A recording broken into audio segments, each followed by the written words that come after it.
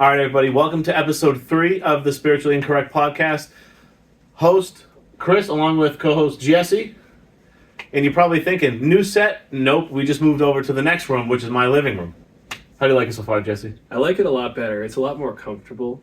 I feel like the depth of the couch that I'm sitting in is going to mirror the depth of our conversation. Oh, I like that. And so I'm very excited to see what we're going to talk about today. Perfect. Well, we changed this thanks to some feedback from my client, Donnie, who said the table looked a little too clunky, so now we're in my living room. Shout out Donnie, my favorite Don. Hey, there we go. So what are we talking about on today's episode, Jesse? What I think we should start talking about is why people do... Good catch. Sorry, we should probably start again. Nah, we can just go. Okay, all right. What I think we should talk about this time is why people do extreme things.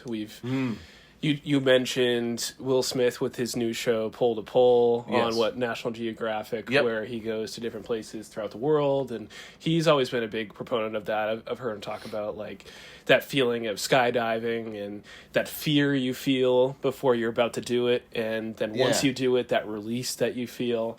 And then also I think what's really relevant now is Alex Honnold, the guy who climbed the Taipei skyscraper.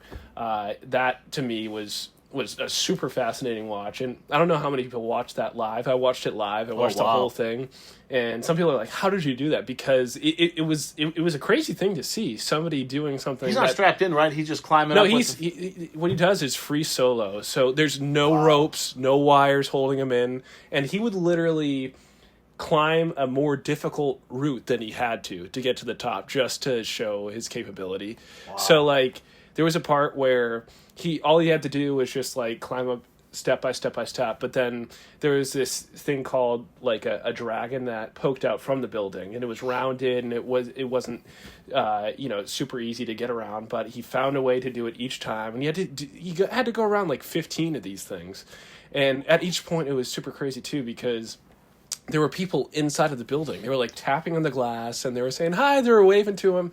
Well, that's not distracting at all when you're exactly. And I'm like, they should not have allowed that. But he seemed so chill about it. He just he waved to them. He said, "Oh, hi, how you doing, guys?" And then the amount of strength it would take, because he looks like such a skinny guy, but you could tell just how strong he is, because it wasn't like there was a pull-up bar to pull him up each time, which is hard enough by itself, but he would have to like squeeze, which takes so much forearm strength to get to the next step each time, and it was truly incredible. But one of the things that I've heard though is that because he already did, I think he climbed something called El Capitan a few years ago, which was what there was a documentary made about him, and that's what it was about, him climbing that.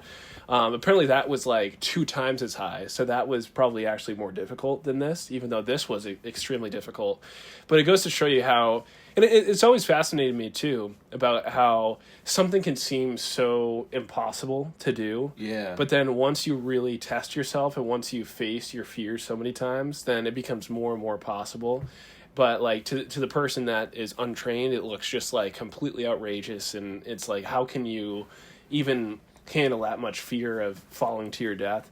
But to him, it just felt like he was having a good time. And it goes back to like what I was talking to you earlier about. I was listening to Huberman talk about the importance of playfulness, even as you're an adult, and how sometimes people get so obsessed with certain outcomes that it causes them to lose that playfulness as they get older. And talking about the health benefits and how it affects the neuroplasticity of your brain, like the flexibility to new experiences, and one of the things that I heard Alex talk about is how people think that his amygdala doesn't work as well, because they're like, oh, he doesn't have as much fear as he should, just like Captain doesn't have as much fear about joining our podcast.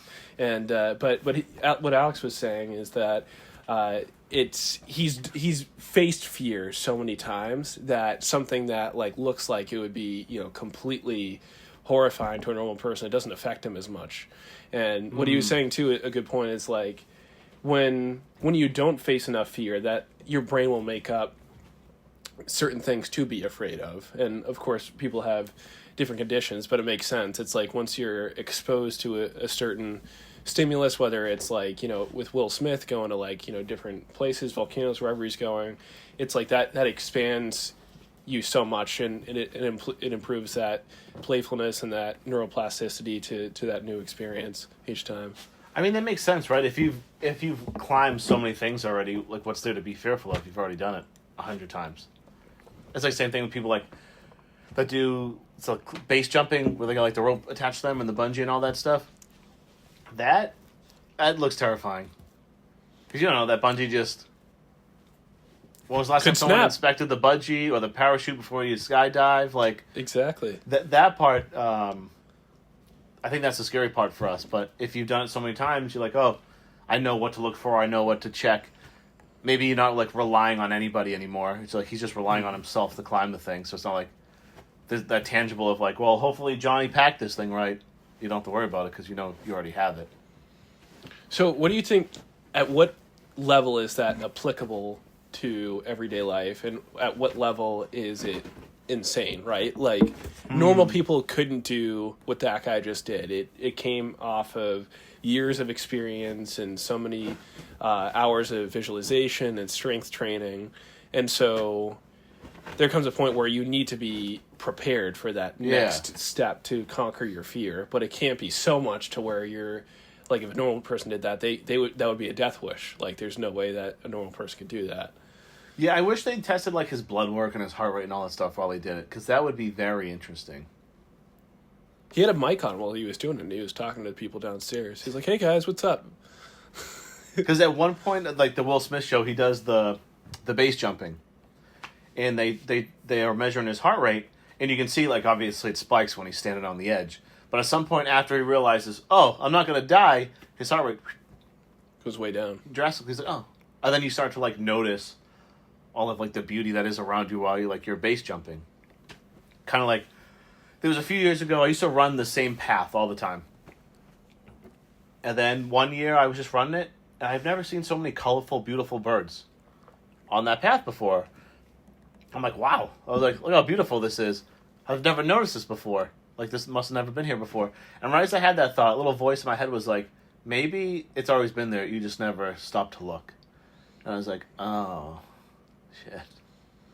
I think that's very true. I think we kind of do that a lot. So I feel like someone like him who can just climb a skyscraper, he's probably very good at like attaining a goal, but also stopping and looking around. And it seems like that is true after every big moment, where if you are properly prepared and if you show enough will to be able to do something, whether it could be something so small too, because now that I'm looking for a job right now, it's all about like the next job interview, and those can seem scary, not as scary as they were before, because I've got some experience underneath me and all that, but then once I actually have that moment again where I need to be impressive to somebody else, it does cause that kind of like anxiety to kick back in again, and you're like, okay, I need to show the best of myself.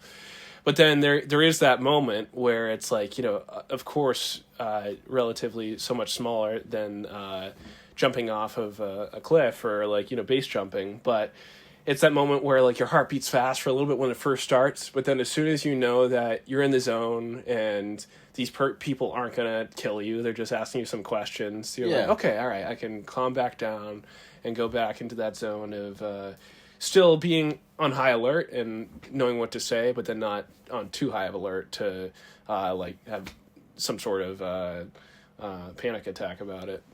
Yeah, so I guess back to your thing, like how do people do this on a day-to-day type of thing here as we get interrupted? Day-to-day thing, yeah. Yeah, I guess like I'm trying to think how people could do that on the same. Yeah, like what are some other examples of like that? what are the life equivalents of climbing a skyscraper? Well, yeah, I think it's like every major milestone, right? Like of getting your license. Like that's something that's or like driving for the very first time. It seems scary. The first time you hit a rotary, like, oh my god, what is this? Hell? But then you do it so many times, and I still can't parallel park. So that's the one thing I gotta fix. Just get a newer car. You just hit a button, it just does the thing for you. Exactly, but yeah, the first time you drive a car when you're getting your license, it's like this scary thing, but then you get so used to it. But somebody from the 1600s would be absolutely terrified of that. They say, like, how do you manage going 100 miles an hour on the highway? And Well, it was the fastest they went. and you're eating 2 a miles, freaking cheeseburger as you do it, too. Like, Texan homies, yeah. Exactly. I think that's true, because I remember, like, when I did my permit test, first time we got on the highway, you don't have to change lanes when you're doing city stuff. So, instructor's obviously in the passenger seat. He's like, all right, move over. And naturally, your hand's here, and when you go look over, your arm also goes, and you just start veering. He's like, all right, dude, like, keep your hand straight.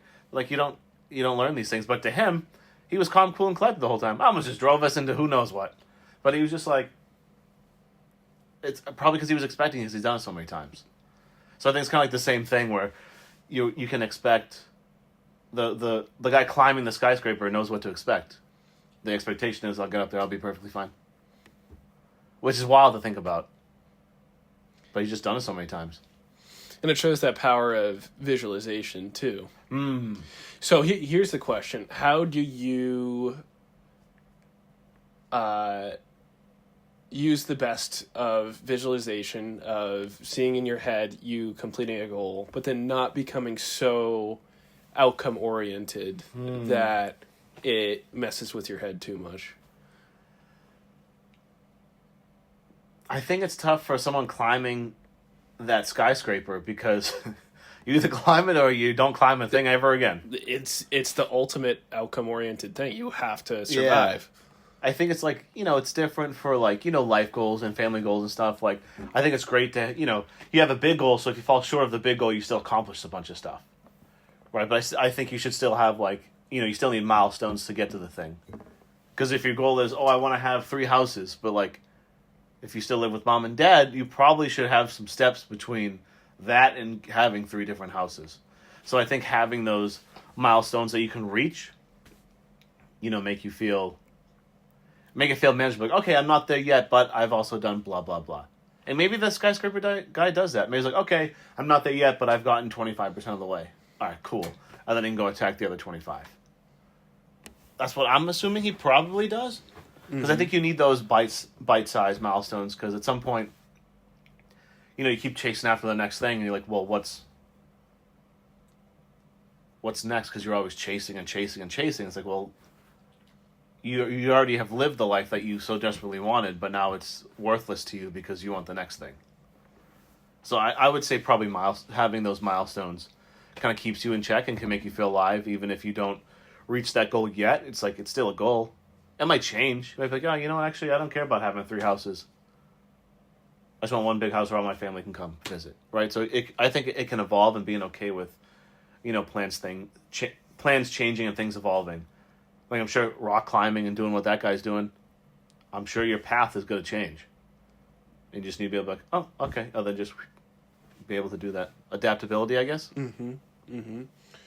Here's another question that they brought up during the live show. So this guy has kids now, and wow.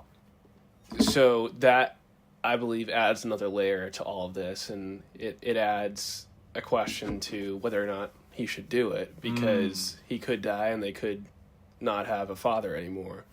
So there's one end of the argument that says him doing it shows to his kids something inspiring, that you should work hard to achieve your goals, and you shouldn't let fear keep you from doing things. But on the other hand, it's like if one day he does go too far, like what if the next time he says, okay, I'm gonna climb something that's like 3 times as tall, and like what if it is a possibility that something bad happens, and it's like so it's all good until that point, but then if it does happen, like what is the morality of that? Or is it just he's just completely certain, and that's all there is to it? I think it's belief. I think he just knows, regardless whether it's 50 stories or 1,000,000 stories, he's just gonna make it. He just knows he has it in him. It's like when you watch football games, right? Like, we're from New England. Like, how many times have we watched the Patriots be down and Tom Brady have one timeout in 2 minutes or less? We never worried about it. We were just sitting on the couch, like, oh, you gave him too much time. We weren't even the ones playing the game. We were just like, oh, You give Tom Brady no timeouts a minute left. Like that's still about 45 seconds too much time. So how much do you think this plays into, to bring it like in a spiritual perspective, that it plays into fate? Of if you decide something, that's just what's going to happen, and that's what your fate is. Well, I think if that's his passion and that's how he dies, at least he died doing what he loves. But yeah, it also sucks because his family's going to be able to watch that happen. I think fate sometimes can be tricky because you still have to try, right? Someone's like, oh, well, it just wasn't meant to work out. It's like, well, you didn't put that much effort in. So your fate wasn't not going to work out because you didn't put in so much effort. So I think it's like one of those things where, even in sports, like when teams are down, you can tell when they give up and when they don't. You can see they're still like, if we're going to lose this, we're not going to lose it by 4 touchdowns. We're going to lose it by a field goal. That's just pride because we know we did everything we could. We never gave up. So I think that's more of the fate. So is fate something that ultimately comes down to the effort put in? Yeah, because I think if you don't put effort in, sure, there'll be some things that happen in life that you don't put much effort in and it happens, but, that's very...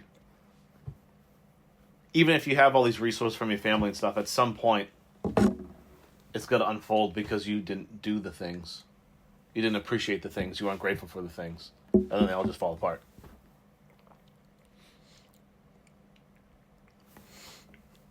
Think about when you watched...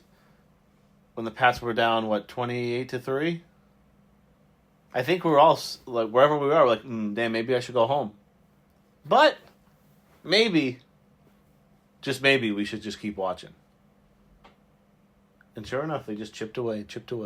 Defense came in, chipped away. Offense came in, chipped away. And then they won it, somehow, miraculously.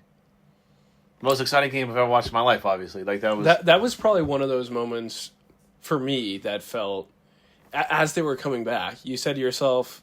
No way. They can't. Well, that definitely as one end of the spectrum, but also it's like Brady could do this. If there's any team that could do it, it would be them right now. And it just had this feeling of this is going to happen, and then it did, and then you just knew, even though they went into overtime, you knew they were going to win the coin toss because it's no, that's just how this is going to happen, and then they did. Once they won the coin toss, you're like, all right, yeah. And then they just barely got into the end zone. James White for the touchdown to end it, but then it just it was almost like a storybook ending. It was crazy. But I think they study, so that's why I think it'd be cool if they studied the blood of the guy doing the rock climbing, because that championship DNA, your testosterone increases, but your cortisol doesn't, because usually they kind of go up at the same time. So it's I would love to see what goes on in that man's body chemically. Because that's miraculous what he does. No safety nets, no nothing. So what is going on with the blood work? I would love to know. That's awesome. Yeah, I mean, from. I'm sorry. I don't get why he finds it so funny. I'll cut that part of it. No, but yeah, you are right about that. Yeah, it's there's something to. And I was thinking about this on the way over too, as I was listening to that Huberman podcast about playfulness and about how if he's talking about if you're in the Super Bowl and if you're in something that feels like it's so life or death and that you have to you have to win this game, then it doesn't activate that playfulness so much. But what he was saying is that as you're developing, that's what actually causes you to play better, is when you have that attitude of, okay, I'm gonna learn by doing this, and then that's gonna allow me to not be so obsessed with making the right decision, and then I'm gonna make the pass better because I'm not gonna be so incredibly anxious about how this is going to go. But then you do hear Brady talk about it, and he's always talking about how he didn't make friends with the other team. He didn't, and he feels like that's what made him such an ultimate competitor, is that he had that hunter mentality of, I am going to crush these guys. And I bet that's what he was thinking in the fourth quarter as they were making the comeback, is these guys are my enemy and I'm going to crush them. But yeah, it's like how do you kind of make sense of that where somebody who's performing at the highest level is able to make this incredible comeback, but then what most of the time helps people is to have more of that playful attitude and not that like life or death sort of understanding. Yeah, because I read something the other day that said fear is what if, and faith is even if. I thought it was very interesting because, well, what if this happens? It was like, well, even if this happens, blah, blah, blah, blah, blah. It's a much different, mindset. And I definitely hear what you're saying about the playfulness. Like, even when, we, worked together for a while. I mean, you've seen how many things go, and I just kind of, laugh. I'm like, okay. This again. Feel like, all right, I'll just fix this problem, too. They're all, learning experiences, right? But, I think, you gotta be in the headspace for that to be okay, got it. When the gym flooded, Joe just laughed. He did, of course. I wonder how many gallons were in that gym, dude. But he was just of course the gym flooded. Of course the water main would go.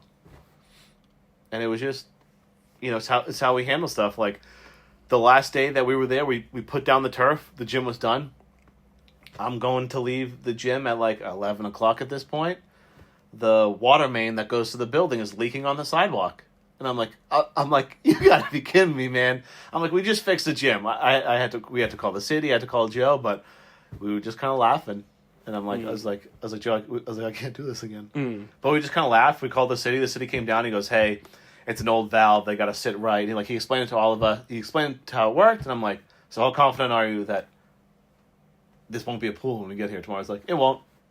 He's like, and he put his ear up to the pipe, and he's like, when you were flooding, you could hear bloody. He explained it to me because he's been there, he's done that.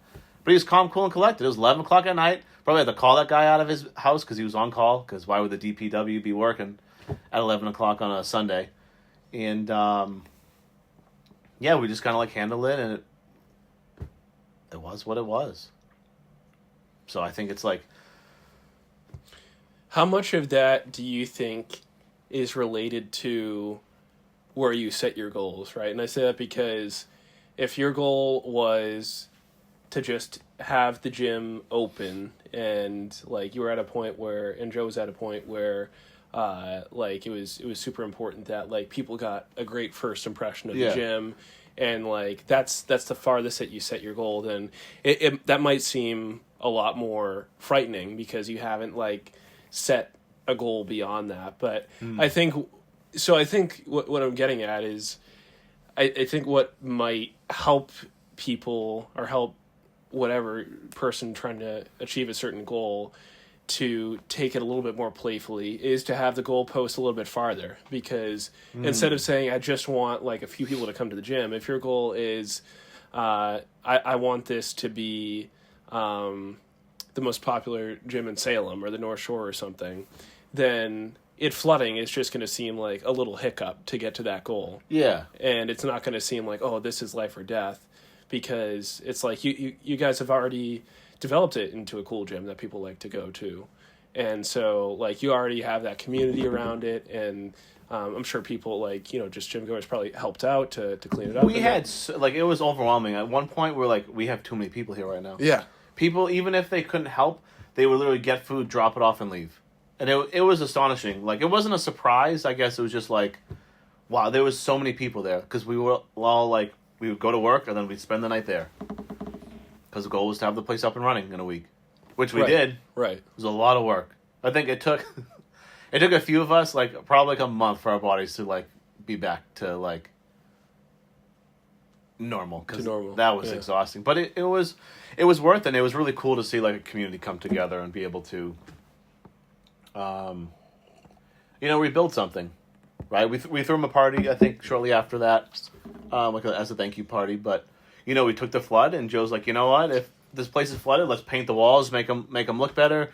We redid the bathroom, just small stuff. It's well, we have to deal with this, so how can we upgrade it as we go? And we kind of took it into a good thing.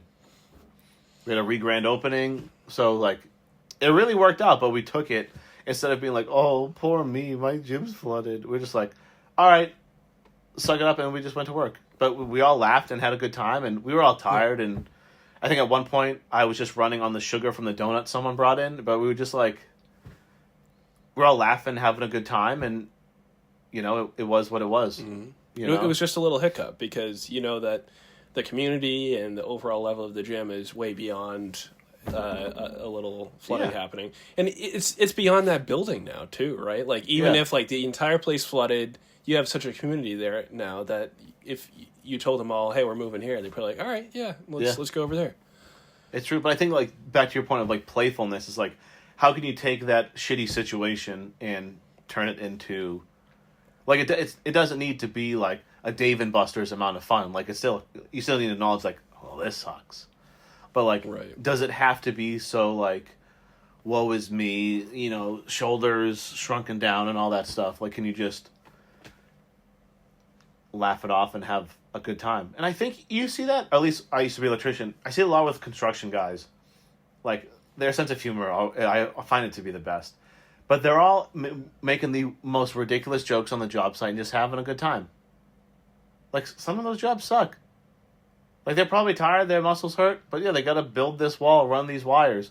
But they're all sitting there laughing and just being kind of goofy. And it's like, if I miss one thing of being an electrician, it is the humor. Because it was the best. And that humor you cannot do in a corporate environment. Oh, you can't? No. But it was just like so free. Everyone was just like silly and goofy and kind of like, I don't know, we all had a job to do and we just laughed. Like, I don't really know how to explain it. Like, it was what it was. Like, you know, we laughed with the carpenters, with the plumbers. Like, it didn't really, I'm sure some people don't get along with the other trades, but it's like, well, we all have to work on this building. And there's like 100 of us in this giant building, so why don't we all just have fun and work together? Mm-hmm. You know? Like, I remember there was one time I was driving a scissor lift, and the guy installed all the studs. It's a commercial building, so it's metal studs, so if you run them over, you don't break the machine. I may or may not have been not paying attention, and I had it in, I think I wanted to raise it up, but I had it in drive, so when I went forward, I took that wall out, man. And I do it, and I'm like, oh, no. And I knew he was, like, right next to me, too. Mm-hmm. I just looked at him like, dude, I'm so sorry. And he laughs. He goes, dude, literally, your guy just did it yesterday. And I'm like, I'm so sorry. But he just kind of, like, laughed and fixed it. Mm-hmm. You know, I'm like, well, what do you need me to fix it? He's like, I need you to not, like, run through my wall again. But he was like, he just kind of handled it. Because, like, he was like, you know what, like, at the end of the day, it's not a big deal. He just bent the bottom out, cut a new piece of metal, and he put it in. It took him an extra 3 minutes. So. Right. And I probably, because I felt really bad, I apologized. Like, dude, I'm really sorry. Like, I'm sure that probably helped. I'm sure if I just backed it up and pretended like nothing happened, he probably wouldn't be like, dude, are you serious? But, like, I feel like if you handle it properly, you kind of, like, force the other person. So, like, back to your, like, playful point. If you're handling it playfully, you're probably more likely to get everybody else to follow. Because it's really hard to be, like, the grumpy guy in a situation when everyone's just getting it done. And I think that can make a big difference in someone. Be like, oh, I guess this isn't as bad because everyone's just like you remember when there's a lot of flooding going on, I feel like, in some of these work stories. Back when we had the warehouse, nothing flooded. We weren't really like, woe is me. It was kind of like hilarious and funny. And I mean, at one point, Josh is running down water like up to his hip, like chasing after the mail truck, trying to get a box there. Did he ever get the box to the mail truck? I think he did. I don't remember. He might have. I think he did. That was impressive. You know, but like that happened. We weren't like, oh no, it's flooding. We're like, just move that pallet. And then at that point, it's like, well, it was like a river coming inside, so there's really nothing you could do. But no, and I remember back to one of my first days at the office. I think you guys were all staring at me because you're like, why are you enjoying this so much? But there was something about. It's snowing out. The UPS car came. We were loading up the car with a bunch of boxes. I'm like, I don't know. This is just like it just feels fun, you know, to like have like the coldness, and you gotta like bundle up a little bit, and you're having fun. You're doing an activity, or you're throwing boxes in there, and there's something that I appreciated so much because it wasn't like what my day-to-day job was, but it was a part of being in that environment. Yeah, that lended itself to that playful sort of mentality. And like even when it comes to moving around, like Huberman was talking about that too, about how it's important to have like, you know, different sorts of movements with your body, and that can help you to exercise better than like, you know, if somebody just runs all the time, then they're not gonna have quite as a dynamic of an experience if they like did more like agility type exercises and were moving like laterally from side to side and all that. That makes sense. But yeah, and then just like whether that's a work environment, whether that's exercising, I think that like it just it's all related to each other. I think it's just how can you have like the most amount of fun doing anything? Because even when the job sucks, you don't want to do it. Like, how can you make it somewhat fun? You know, like... Because things do get mundane over time. Yeah, it's like even having a standing desk, like, it makes a difference. Like, at some point, like, I don't want to sit here and do this. It kind of sucks a little bit less if I'm standing and doing it. You know, it's kind of nice, like, if I can look around and I can, like, see outside real quick, I guess, of natural light. And, like, those things, they make a difference. Now, if you're not focused, yes, they can be a distraction. Because, like, oh, look, bird. You know, but... I think going back to playfulness, I think it's very important. Kind of like we talked about this earlier. We might have talked about it a little bit last episode too. You know, how I was like looking for that feeling when I was in my 20s. I was just like, I had no cares in the world, man. Credit card debt, job this, job that, light, blah. Didn't matter. I was just living. I was happy. You know, then I feel like once, you know, I was in my 30s, like, all right, like, you know, you're an adult, you know, right? Like, you gotta accomplish something. But I was like, you know, I kind of missed that feeling. And, you know, I talked to my therapist about it. He's like, well, Chris, you can never go back to that feeling because that's what you described is your 20s, right? Unless you're like, you know, you have like, you know, different lives, right? Not everyone gets that experience in their 20s. But he's like, you're in your 30s now. Like, you're planning for a house. You're planning for a family. He's like, you can never go back to that freedom that you feel. But, like, you can choose to have more fun and playfulness in things within the current circumstances. Yeah, it's like, you know, if traffic sucks, how do I make traffic better? I don't know. You got an answer to that? You know, well, it's like, you know, can you listen to good music? Can you listen to a podcast? Can you call somebody? Like, yeah, no one wants to sit in traffic. Like, we'd all like to be home very quickly. But, like, if the traffic's what's annoying me, can I just listen to, like, better music or a podcast or something that, you know, makes it more exciting? Like, if I don't want to work out today, like, it's kind of hard not to because everyone at the gym's working out. So, like, it helps. Like, I can't really slack because everyone's right there. You know, so I think, like, how can you just make day-to-day things more enjoyable without being, like, delusional in a way? Because I think you can take it too far. And then it's like, well, I don't need to do this because it's not fun. It's like, well, you're a grown man. Mm-hmm. You need to, like, do stuff. Mm-hmm. You know, and even, like, I don't know if you notice it, but sometimes, like, you go to the grocery store, right, and there's not two people at the register. And you can tell the cashier, they're just kind of like, damn, I got to do both jobs. I got to beep these things, and I got to... It's kind of awkward. You just stand there while they bag up your stuff. I always talk to them, and I just bag it. You know, and, like, I see people in line all the time. Like, oh, why is this taking so long? Like, I don't know, John, why don't you bag your own fucking groceries? You know, like... That's a good point.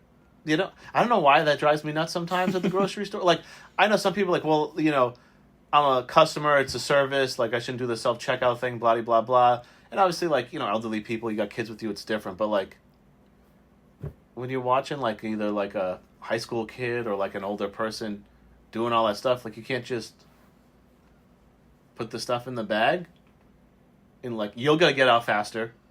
They appreciate it. Not once have I ever done it and they not say thank you. And usually when I start, it's usually a line of people that start because they're like, oh, shit.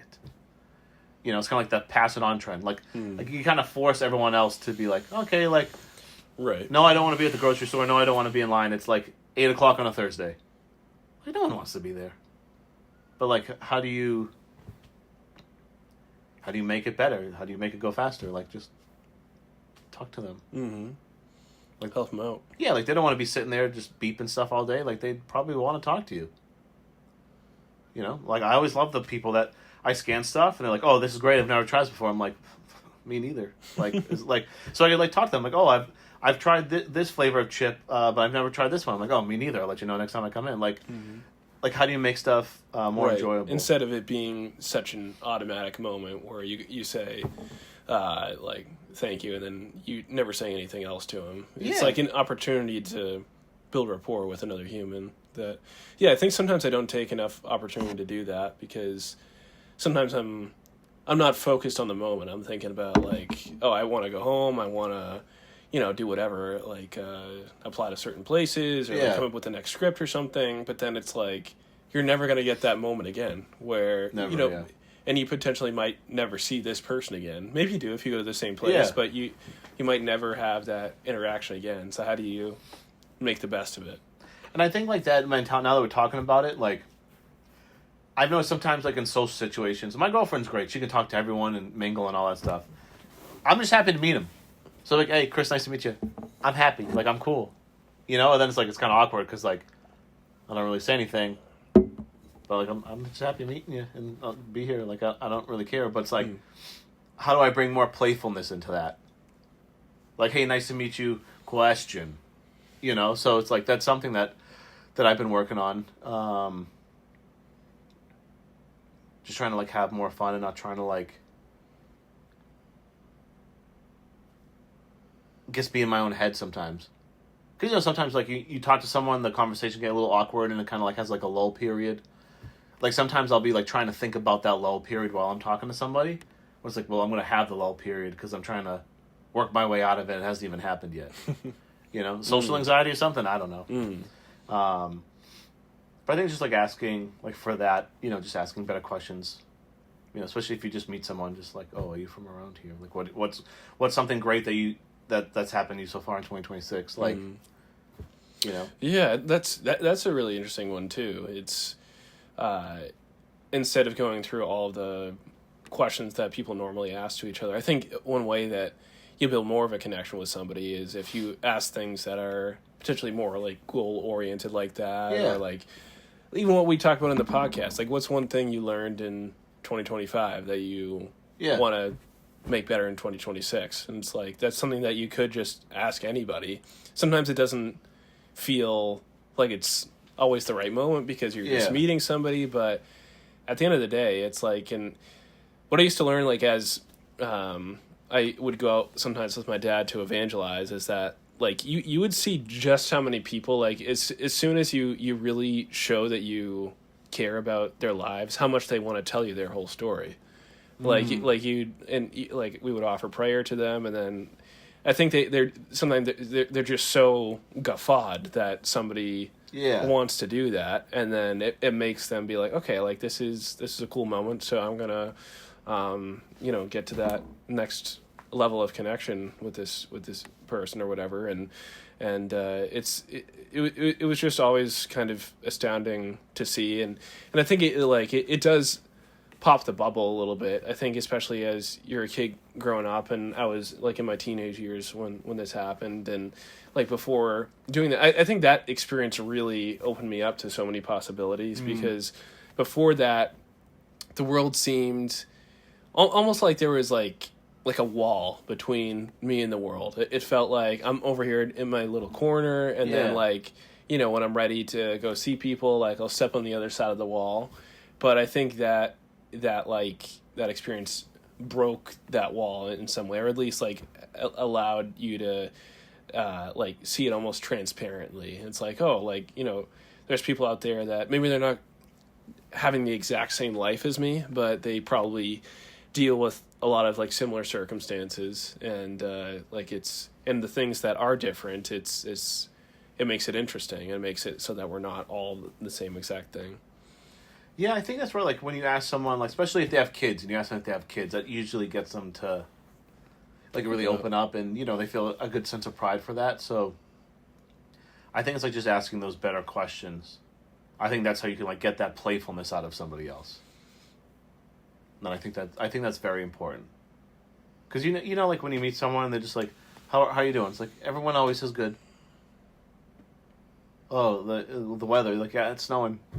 Like, you know what I mean? Like, they're all very. I think it's like a programmed question and a programmed answer. Mm. So if you can like ask a question that kind of differentiates. Yeah, maybe that's a good challenge to do, where like you should never say good or bad when somebody asks how are you. Try to think of some other word to say. I always catch myself right after it happens. I'm like, Yeah. good. How are you doing? I'm like, damn it, that was the wrong Yeah. answer. And like sometimes, honestly, sometimes it's like that's all you have to give. Maybe you're having Yeah. a not so great day, and like you can't like show too much. Maybe like all you can do is just say good. But like if you have it in you, maybe you don't say good. Maybe you say I'm excited, and then that makes people want to say like, oh, what are you excited about? Or maybe you say, I don't know, instead of like good, bad, or okay, you say like I don't know. I'm trying to think of some other word that's like a little bit more negative, but like maybe you're like I'm waiting, and then they're like, what are you waiting for? You know, things that like invite them into the conversation, so that it's not so like just cut and dry. I think that's true because like and then once you start to open up, then they kind of talk, and then it's like a whole. Yeah. You know, I think asking people like what they're excited about, I think usually you get some sort of answer, and you might not get it right away because it might be kind of like no one's ever asked me this question before, but like you'll get a good answer because now they're thinking like, oh, what am I excited about right now? You know, so I guess let's close it on this. What are you excited about for the month of February? Because we're now in February, I think. We are in February now. Nice. January just went by just like that. It's crazy. It did. It is almost my mother's birthday. We're in February, so Happy birthday, Mom. yep. Yeah, what was your question? What am I excited about? What are you excited about going into February. February? Suppose it's just going to continue to be whatever new opportunities come my way. I don't know if it's going to be one big opportunity. I don't know if it's going to be like a couple of small opportunities, whatever it may be. But I'm excited to continue to put my best foot forward and to maybe like adjust a little bit. Like I may like adjust where I'm sending out applications or something. But yeah, it just feels good to be at a point where anything could happen. Yeah. And yeah, I'm just gonna have to put my best foot forward toward whatever that thing is next. I like that. I like that a lot. How about you? Let's see what I'm excited for. Well, my girlfriend moves in at the end of the month, so I'm excited about that. You know, been packing up some of her stuff. Been, you know, gotta go through my stuff. Figure out what I'm. So it's podcast official now. It's podcast official now. Yeah. Oh. I guess. Yeah, I mean, my family's known. My landlords obviously know. But yeah, excited for that, you know. I think it's nice to, you know, I got a dog, so it's nice to come home to a dog, I guess. But, you know, it's nice to come home to somebody. Of course. And, you know, share that, especially, you know, sometimes, you know, you get really tired. And so when you see each other on the weekend, you kind of get, like, the sleepy versions of each other, which, like, no fault to anybody. Like, it's life, right? It happens. So it'll be nice to, like, you know, see each other during the week and stuff and not, you know, have it feel like the time's like limited because I gotta go to work and stuff. So we're really excited about that. Really excited for this podcast to continue to grow. So everyone, thanks for listening to episode 3. We will catch you on episode 4.